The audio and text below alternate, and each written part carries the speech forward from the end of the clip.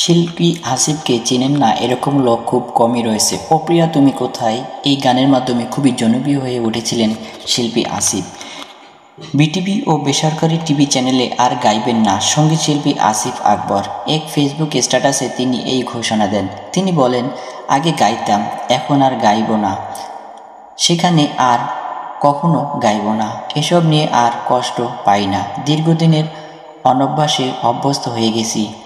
সেই মাথা ভরা চুল আর নেই, সাদাও হয়ে গেছে কিছু, চোখের দৃষ্টিও ঝাপসা হয়েছে একটু। তবুও রাষ্ট্রকে ধন্যবাদ আমাকে দেশে আসতে দেওয়ার জন্য। উল্লেখ্য, আসিফ বিগত সরকারের আমলে দীর্ঘ 16 বছর বাংলাদেশ বেতার ও ভিটিভিতে কালো তালিকাভুক্ত ছিলেন। সরকারের পতনের পর 2 সম্প্রচার মাধ্যম থেকে আমন্ত্রণ পেয়েছেন বলে জানান। তবে আমন্ত্রণ বিনয়ের সঙ্গে ফিরিয়ে দিয়েছেন আসিফ আকবর। বলেন, বাংলাদেশ বেতারের একজন কর্মী আমাকে দাওয়াত দিয়েছেন তাদের একটি অনুষ্ঠানে যোগ দিতে।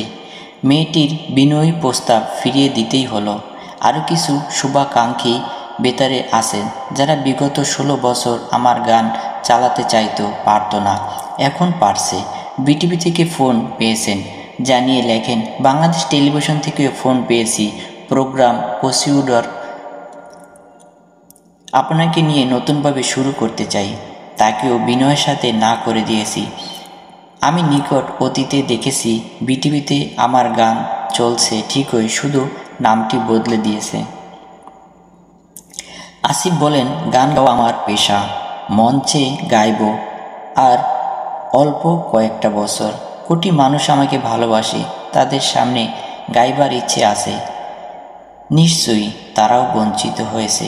বেতার বিটিভিতে আমার জায়গার সুযোগ পাবে অন্য কেউ একজন, সেখানেই আনন্দ খুঁজে নেব।